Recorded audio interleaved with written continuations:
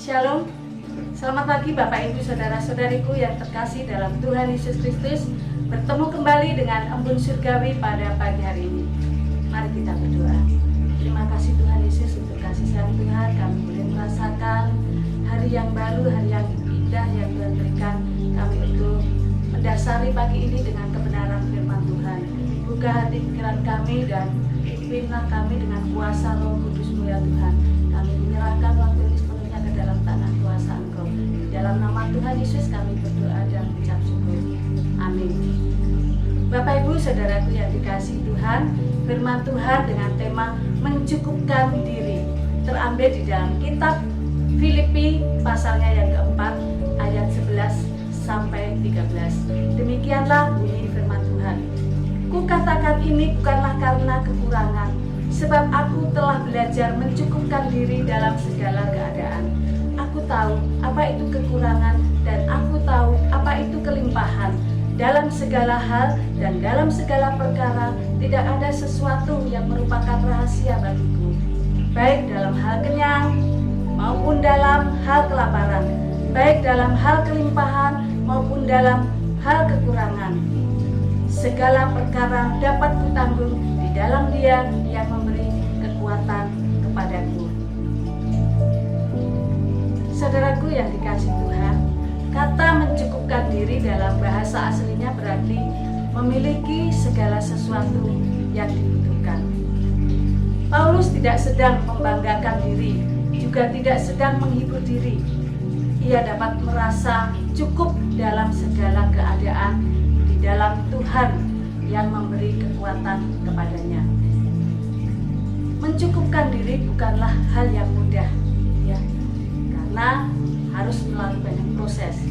Demikian juga Paulus sendiri pun perlu sebuah proses belajar mencukupkan diri, yaitu dengan yang pertama, agar kita dapat mencukupkan diri, kita harus meminta hikmat Tuhan dalam membedakan manakah kebutuhan yang harus dipenuhi dan keinginan yang harus dikendalikan.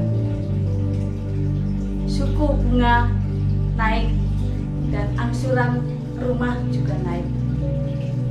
Ya, kalau kita melihat keadaan situasi pada masa kini. Hal yang kedua yang kita harus meminta hikmat Tuhan, yang kedua membuat perencanaan dalam penggunaan uang kita. Kebutuhan yang harus diprioritaskan dan keinginan yang bisa ditunda serta mempertimbangkan manfaatnya. Belajar mencukupkan diri, meminta hikmat Tuhan, membuat perencanaan, dan yang ketiga mempertanggungjawabkan dalam menggunakan harta kita di hadapan Tuhan. Saudaraku yang dikasihi Tuhan, apakah keadaan kita mengganggu diri kita sendiri?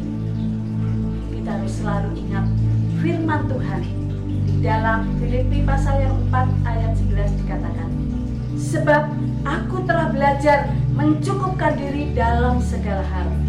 Mencukupkan diri dalam segala hal.